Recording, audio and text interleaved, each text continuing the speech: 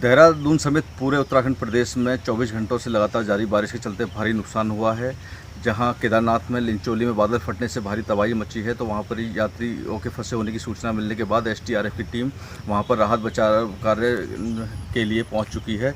और साथ ही टिहरी जिले के घनसाली में भी बादल फटने से 3 लोगों की मौत हो चुकी है। अब तक देखा जाए तो पूरे प्रदेश में 9 लोगों की मौत हो चुकी है। जगह जगह बारिश और भूस्खलन के चलते 166 सड़कें हैं पहाड़ की, जो कि अभी पूरी तरीके से बंद पड़ी हैं, जिनको खोलने का काम जारी है। वहीं सीएम पुष्कर सिंह धामी पूरे स्थिति पर नज़र बनाए हुए हैं और आज उन्होंने प्रदेश का हवाई सर्वेक्षण करने का भी फैसला किया है और वो सुबह हवाई सर्वेक्षण के लिए निकल चुके हैं।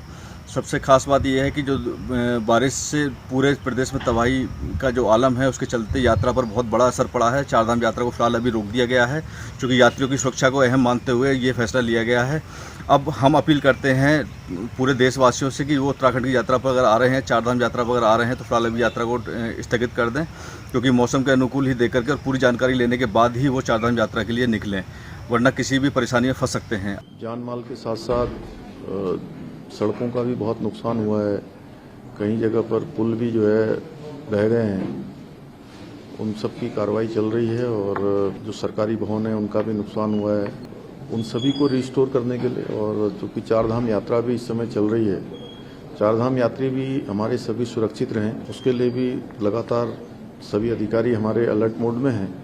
मौसम विभाग की जिस प्रकार की सूचना आ रही है उसके अनुरूप आगे भी उसको प्रसारित किया जा रहा है, लोगों तक पहुँचाया जा रहा है, क्योंकि उनकी सुरक्षा भी हमारे लिए बहुत ज़रूरी है। और साथ साथ जो प्रदेश के अंदर ये आपदा और भारी मानसून की वृष्टि के कारण से जो नुकसान हो रहा है, या जहाँ पर भी ऐसे स्थान है, असुरक्षित स्थान है, उन सभी स्थानों पर कहा गया है कि सभी को सुरक्षित जगहों पर पहुँचाया जाए। और हमारी पहली प्राथमिकता है कि हर प्रकार से जो जान माल है उसको बचाया जाए, लोगों को सुरक्षित स्थानों पर पहुँचाया जाए, उसके लिए काम कर रहे हैं। जो लोग हमारे आपदा शिविरों में रह रहे हैं उनके लिए सभी प्रकार से जो हमारी गर्भवती माताएं हैं उनका विशेष ध्यान रखने के लिए, विकलांग हैं, वृद्धजन हैं और साथ में बच्चे हैं, उनके लिए कहा है, सभी अधिकारियों से कहा है कि किसी भी प्रकार से हमारे जितने भी आपदा प्रभावित लोग हैं उनको हर संभव जो भी सहायता है वो सहायता पहुंचाई जाए।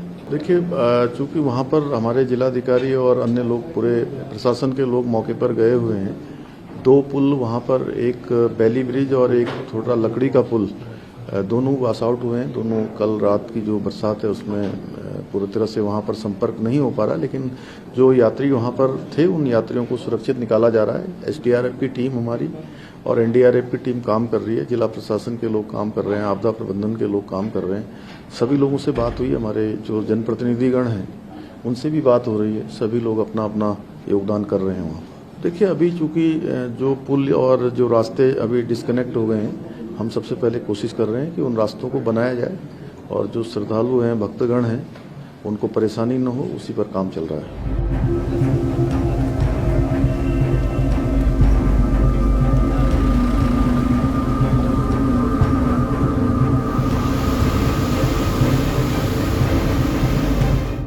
जखनियाली और मैलगांव के आसपास जो क्लाउड बस्ट हुआ था उससे जखनियाली में 3 जनहानि हुई है, 3 लोगों की डेथ हुई है और एक ही परिवार के हैं वो।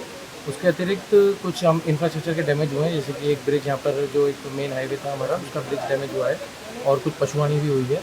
बाकी जो हमारे राहत बचाव कार्य कल रात से लगातार चल रहे हैं और जो भी लोगों की आवश्यकता है, जो भी नीड है, उसको हम लोग अटेंड कर रहे हैं।